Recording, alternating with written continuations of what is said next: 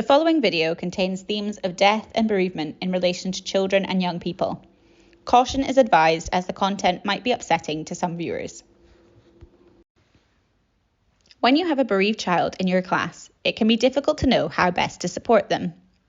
You may be unsure of whether or not you should talk to them about the death, or you might feel uncertain about how to start the conversation, or what might happen if you do. This video aims to help you to have these conversations and to support bereaved children and young people in a way that is right for you too. Keeping in touch with the family of the bereaved student can help to ensure that they are supported in a way that is right for them. It can also give both the school and the family a fuller picture of how the student is managing their grief and what might be done to help them. It can be helpful to families if there is a single point of contact at the school, as this will mean that they don't have to repeat their story, which can be difficult and emotionally exhausting. Having regular contact with the family means that you will be able to notice distressed behaviour and make an action plan more quickly than you might otherwise. Involve the student in discussions about what they'd like support to consist of for them. Some might want things to stay the same as they were before and find the familiar structure and routine of school supportive and comforting. Others need some time off or to have systems in place, such as a timeout card or a signal that mean they can have breaks from class when they need them. It is also important to discuss things, like whether the student would like to tell their classmates about the death and how they would like to do that, and the type of language the family want to use when talking about the death. When a child or young person is bereaved, you might notice that their schoolwork is affected. This can mean that their work deteriorates, but it may also mean that it improves. If you notice that a student is finding their work challenging, try to offer support where possible and to ask them what might be helpful. Grief is tiring and can take up a lot of cognitive space, leaving people with reduced concentration and memory, which can be really challenging when you have to go to school and learn every day. Not being able to manage as much as before can bring up feelings of frustration, shame, and more, so it is important to remain patient and non-judgmental when you notice that a bereaved student needs extra support. There are various reasons that a child's work might improve. For example, they might work harder thinking that the person who died would have wanted them to achieve high grades, or they may throw themselves into their schoolwork as a distraction from their grief.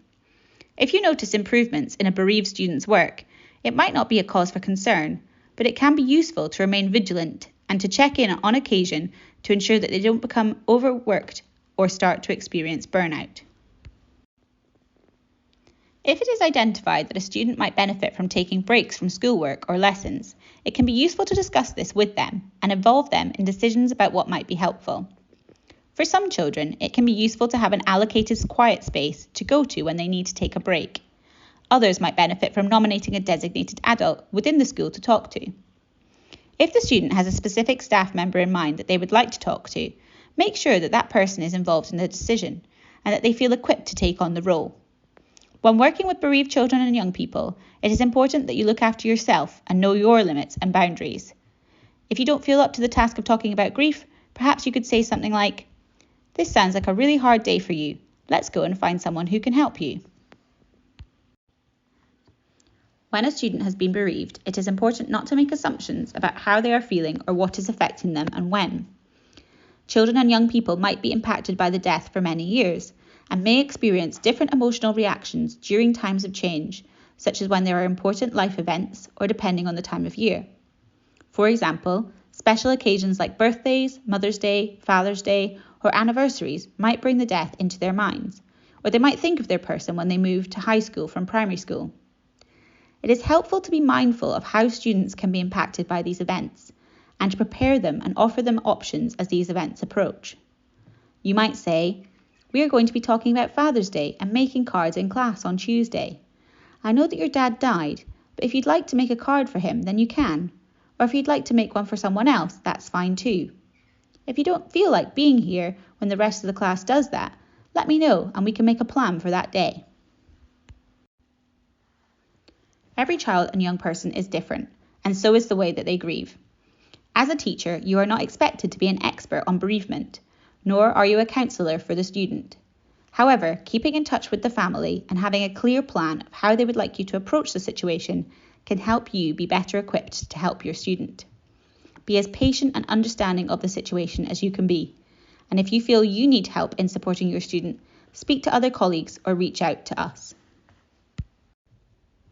Not every child or young person who grieves will need bereavement support, but Richmond's Hope is here for the ones who do. Please get in touch if you'd like to refer a child or young person or to request an information pack.